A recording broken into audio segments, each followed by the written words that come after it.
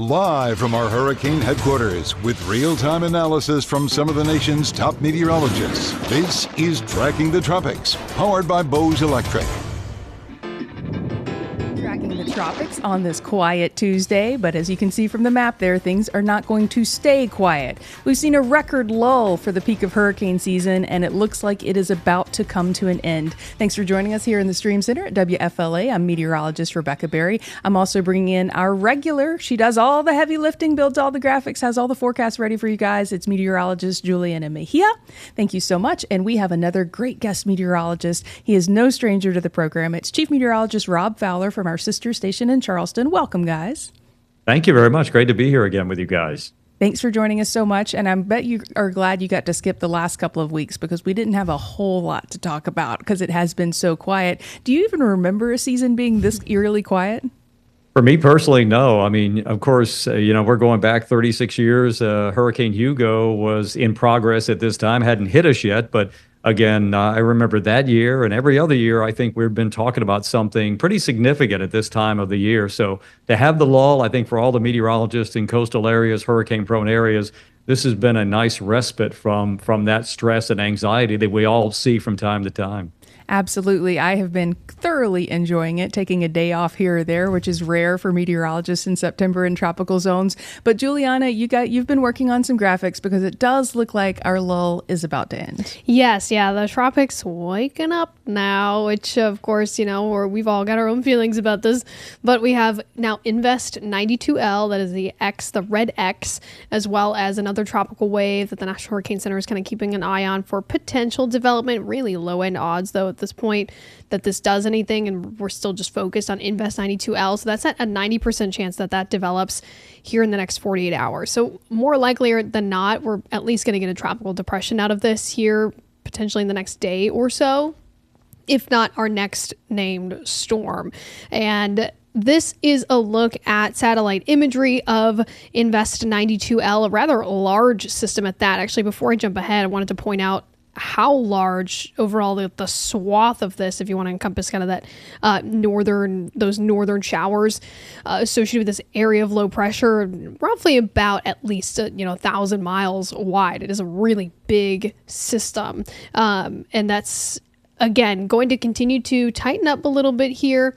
Overall, taking a look at the general steering, nothing too crazy, nothing too unusual. Our Bermuda Azores high will kind of work its magic. The jet stream's not really going to be involved. It's not looking to be very involved in this whole scenario. Kind of hangs a little farther to the north, so we're really going to be depending on that area of high pressure to scoop this up and kind of guide it to take a turn. And as of right now, and really the last several days, the trends have been positive with the forecast for Invest 92L.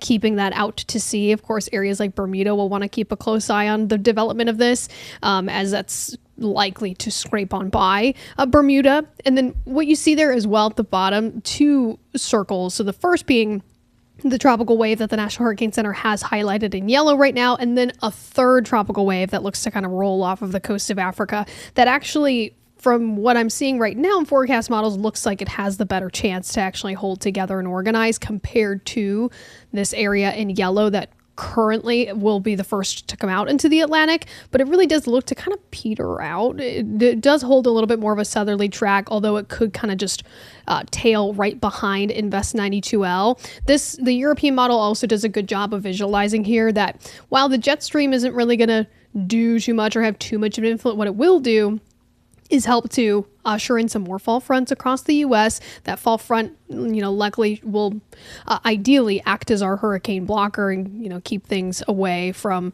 the U.S. Of course, this is looking out a week, and all of these systems are still out in the Atlantic, so we got a lot of time to then continue to watch the progress of any and all of the above. But right now, the trends are looking good. They are looking like what we want to see, which is generally pointing to some fish storm kind of scenarios here.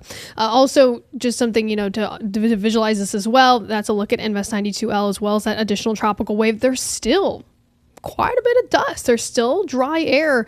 And of course, now it's looking like Invest 92L will kind of overcome that a little bit and start to, as it continues to work its way farther to the west and northwest, kind of emerge out of that. Wind shear has also been a big problem. So these are all the smaller factors that have been playing into this really weird, quiet stretch. And we were talking about this, that this is the longest lull. This is the longest that we've seen we were just talking about this, Rebecca and I, August 28th to September 15th, that we have not had a named storm in the Atlantic from that period of time since it's been 86 years. Since 1939 was the last time that we didn't have a named storm for that stretch. And that's, of course, notoriously, this is the busiest time of year. So it has been all these little factors kind of tacked on here, the Madden-Julian oscillation, but that's not the only reason. It's been this wind shear, been this drier air. And of course, now it's looking like the Atlantic's going to try to shake some of this off here over the next week or so. Absolutely. And so we've been really appreciating that tut creating all that shear, but it does look like things are going to start to get a little busier. I was looking at where we're at in terms of ACE. And so that's accumulated cyclonic energy. It basically measures all the energy in the Atlantic. And when you look at that number, it just tells you how, overall, how strong the storms have been. Stronger storms create more energy. Longer lasting storms create more energy. And we're about half of what we should be on terms of average for ACE for right now. So even if Gabrielle did become a huge, powerful hurricane, it would have to be a huge, powerful hurricane for about a week. Now, what we're not worried about is it heading our way, because it does look like it's going to be a fish storm. But Gabrielle could help catch us up a little bit in terms of ACE. But I'm just got fingers crossed here, because if we can get to the part of October where the fronts start pushing through, that could really steer a lot of storms away from us. And I was remiss to ask for your comments and questions at the top of the show, so please forgive me. But we love hearing your comments and your questions. In order for us to bring them into our system, use the hashtags, #HeyRebecca, #HeyJuliana, or #HeyRob, and then we'll be able to pull your questions or comments on the screen and answer them for you guys. But I don't know, Rob, do you think we're just going to have to buckle up for October, or do you think, to quote a famous movie, so you're saying there's a chance that we might have a quiet season? I'm always of the belief that it ain't over till it's over. And we've seen storms form in late September into October. I had a chance to fly into Hurricane Sandy back in 2012 with the hurricane hunters, and that was a Halloween storm. So we know it's not done yet. I still think the numbers are going to be there. I really do. I just like the patterns like Juliana was talking about, that, we've got that Bermuda high that's been kind of weak on that left side, that left flank, and we've seen these things turn. The fronts that keep coming in, that's going to be a block, as you guys mentioned. So I'm hoping that that'll be the case. Of course, we know that as we get in October and even into early November, now we start to shift the focus more towards the Caribbean and the Gulf, as opposed to the far eastern Atlantic, the Cape Verde season. So there's still a lot of hurricane season yet to go, and I don't rest until it's all over. But at this point, the trends are looking pretty good in our favor. I've been enjoying it, and some of our viewers have as well. So the comments and questions are starting to pour in. So remember, #HeyRebecca, #HeyJuliana, or #HeyRob. The first question coming towards Juliana. #Juliana. Could the red blob cool down the water so that the yellow blob doesn't develop? Hey, now that's a great point. That's what we saw with Aaron. That we saw, well, not necessarily a system following it, but Aaron had really churned up some downright cold waters in the Atlantic, and that lasted, honestly, I was almost pleasantly surprised to see how long those cold waters had hung out there at the surface.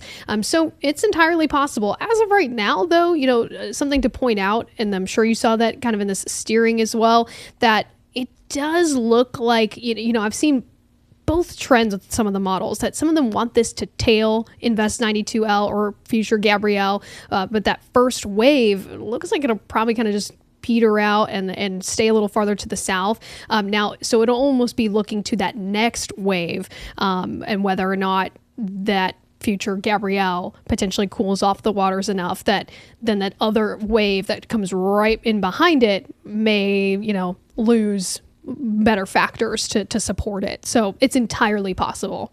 And what we like about Gabrielle is that size, like you pointed out, and also most of the forecast models do forecast Gabrielle being a very intense storm. And so both those factors, the physical size and the intensity, do act to cool the sea surface temperatures down more so than weaker or smaller systems. So that's what we like about that. We got another featured comment coming in. We're going to toss this one Rob's way. This is from Darlene Tucker. Hashtag, hey, Rob, when does the Caribbean and Gulf season start up? And you touched on that a little bit earlier. Yeah, we know it kind of has a start and a finish. Usually starting the hurricane season in the Gulf and the Caribbean, those waters are typically warmer. And of course, then we end the season. So I would say very, very soon, we're going to start to see those waves in Africa. Typically, normally, in an average year, you'd start to see them kind of cut off a little bit, and we shift more to formation, whether it be along an old front, off in the Atlantic Ocean or in the Gulf or in the Caribbean. So I think probably towards the end of September, early October, that's when we start to see those.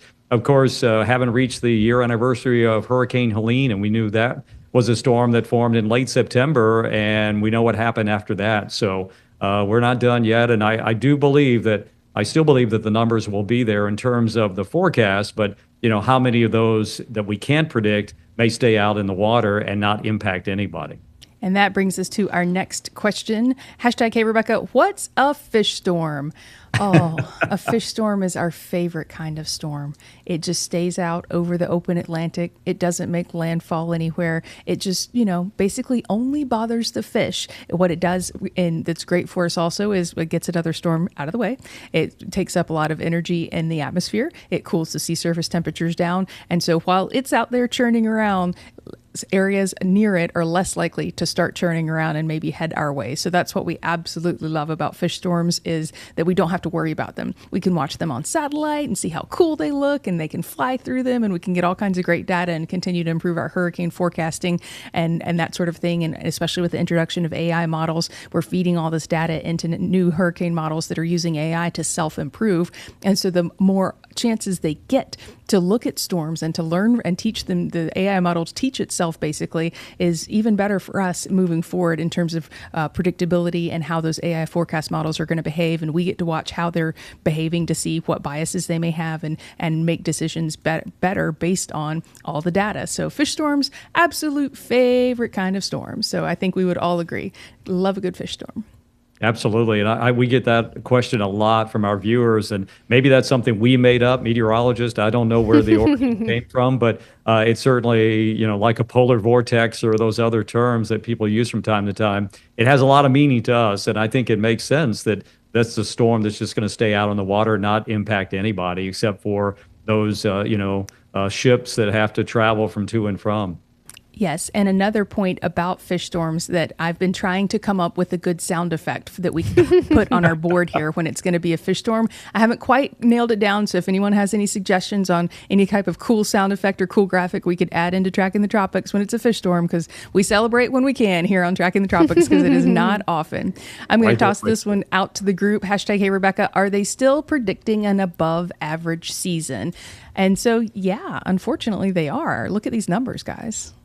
Yeah, a lot of these numbers from early August, so they're still in play. And I think I always remember Dr. William Gray from Colorado State University, the late Dr. Gray. He used to ring a bell like on August 20th, because in his mind, the hurricane season started August 20th and went all the way through October 10th. So because I think 66%, 2/3 of all tropical activity happened after August 20th. So we're still, and you can see that graph right there. We've just reached the top of the mountain recently on September 10th, and we've got the whole other side of the mountain to go back down. And we've certainly all lived through backloaded seasons as well, where you get more of the energy. Not now. I don't think I've lived through quite as backloaded of a season as this one could be. But if there was anything we would love to be wrong about, it would be that we ended up not having an above average season. I'm okay with that. This could be a busted forecast, and I would stand up and say that I'm okay with that. Yeah, we got it wrong, guys. My bad. Let's hope for that. This one going out to the group. Hashtag, hey, Rebecca. Hashtag, hey, Robin. Hashtag, hey, Juliana. What are the chances that this affects Puerto Rico at all this week into the weekend? The vacation questions. We know we know your trips are important. We've got trips ourselves, so we all understand vacation anxiety in September and October.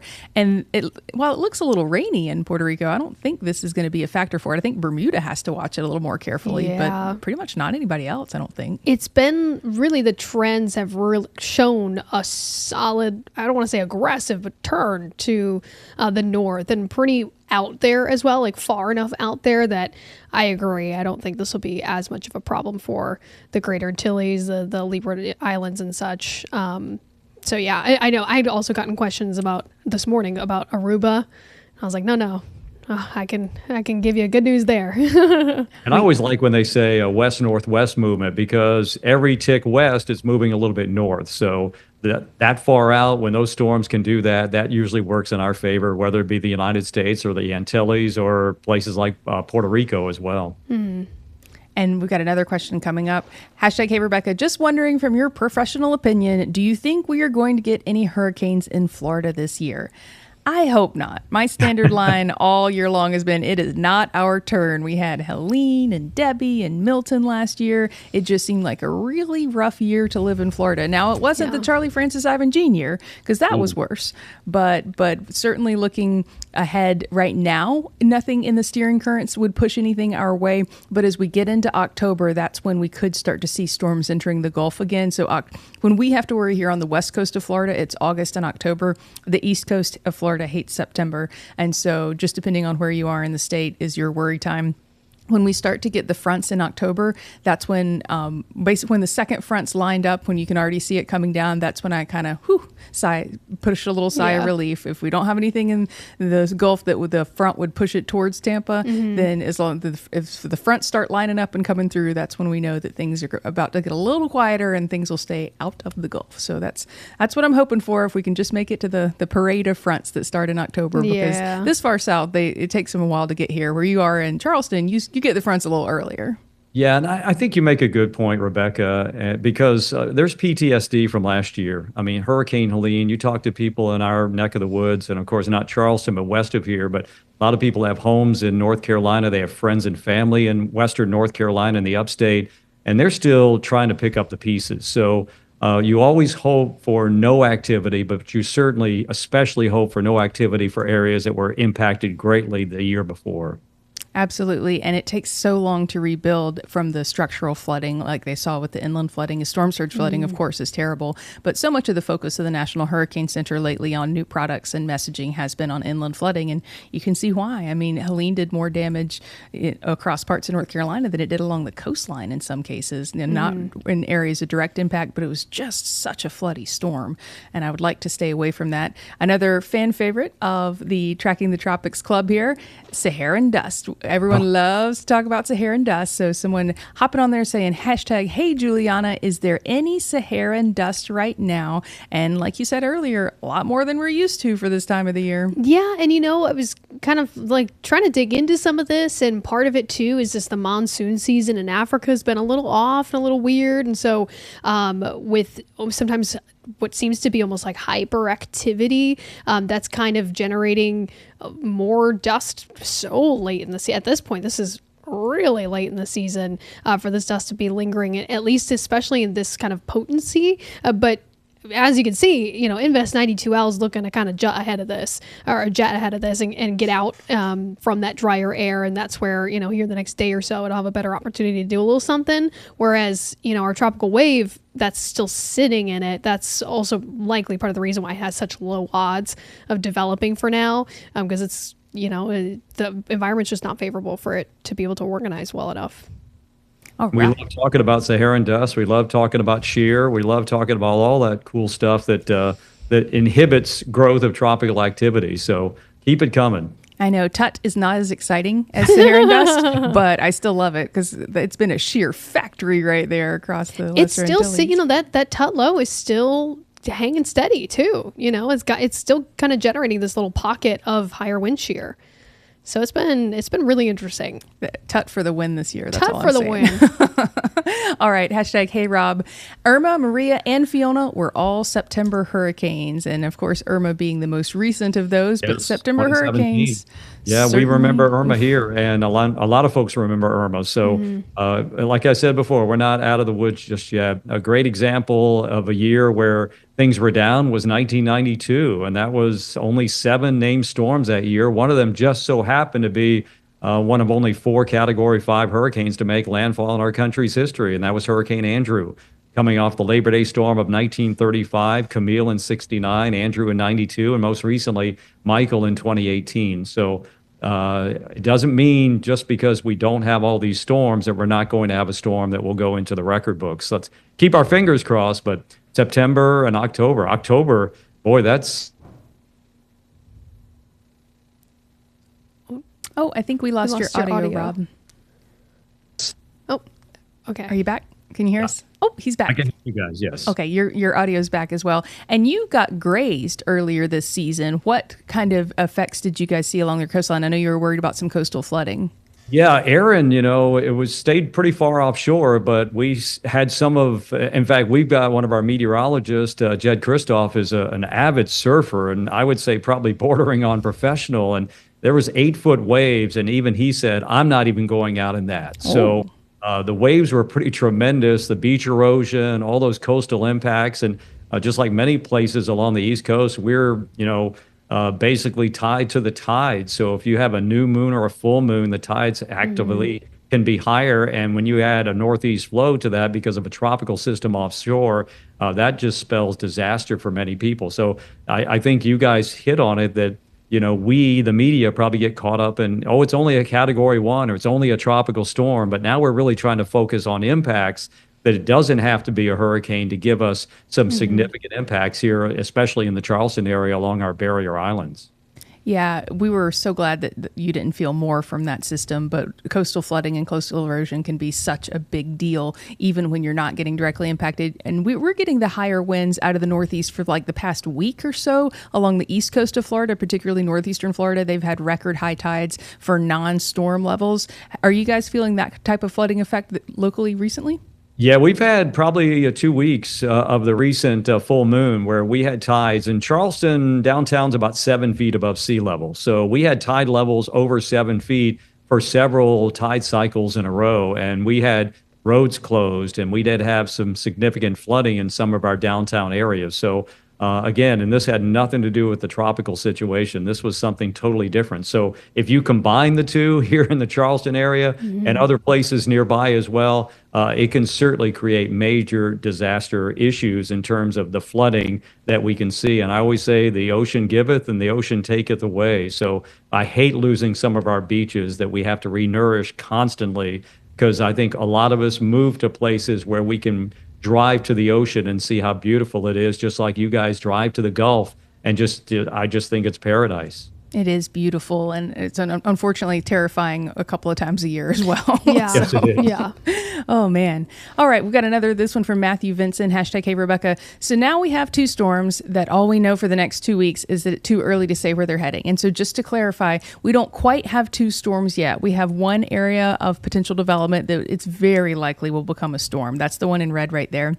And if it becomes a storm, which we expect, it'll be Gabrielle. And it's not really too soon to say where we expect it to head, because all the forecast models generally agree on it turning northward. It's influenced by the high pressure there. And so air goes clockwise around a high pressure system. So that's kind of pulling it there. And then we've got the fronts that are pushing across the U.S. right now. And so it's kind of getting sandwiched between the two and turning northward. Also, even though the intensity is one of the more mercurial elements of forecasting that we have room to grow on, most of the forecast models do intensify the storm pretty quickly, possibly some rapid intensification, and making it a very strong system. And stronger systems turn north more quickly than weaker systems do. So that also gives us confidence in where we expect what may be Gabrielle to form.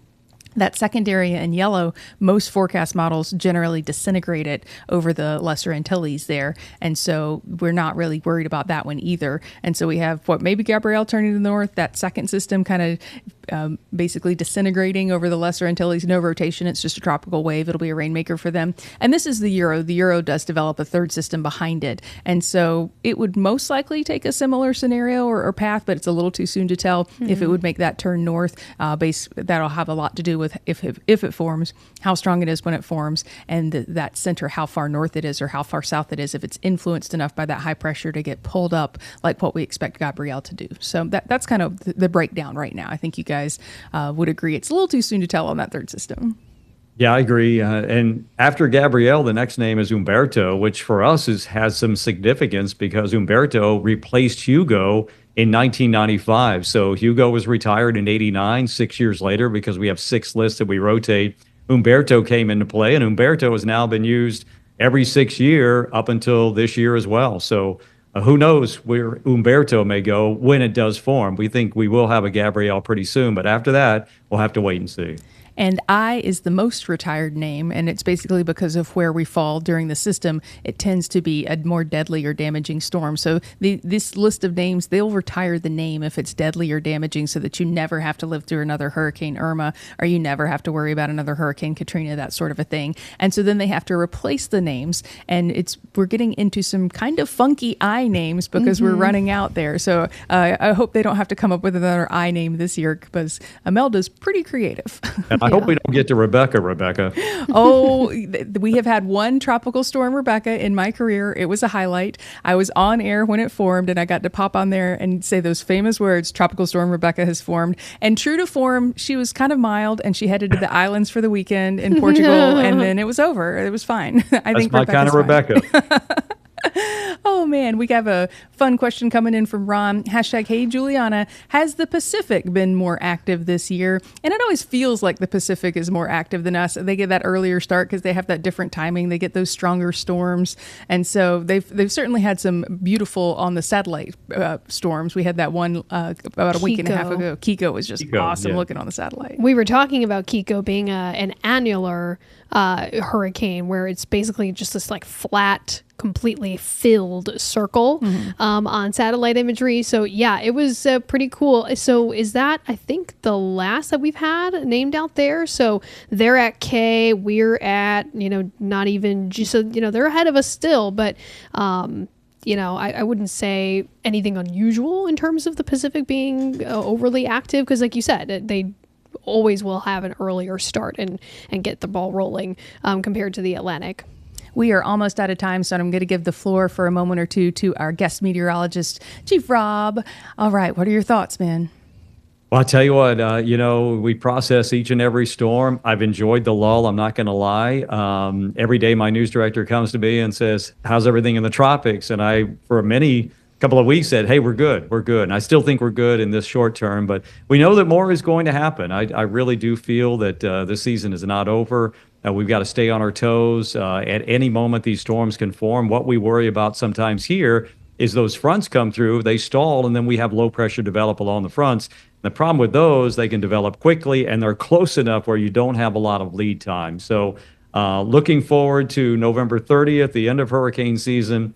And Rebecca, you made a great point. As a meteorologist this time of the year, you don't make plans during hurricane season because you never know whether you'll be able to go on your vacation or be able to take a day off. So I think it's been great that a lot of us have been able to do that and do that with some comfort, knowing that when we get back to work, we may have to face another system. But so far, so good, knock on wood. And again, if the season turns out to be a bust, however you want to define that, I'm perfectly okay with that. Same here. Absolutely. We call it severe clear when the weather's so quiet we can take a day off, and it has been so far, but it does look like that's going to come to an end. We will hop on the stream if and when Gabrielle forms and let you know, but otherwise we will see you right here on Tuesday at 12:30 on our normal episode of Tracking the Tropics. Thanks so much for joining us, Rob, and adding your insight. Thank you so much for Juliana for doing all the heavy lifting and all the graphics. From the streaming center at WFLA, I'm meteorologist Rebecca Berry signing off for all of us.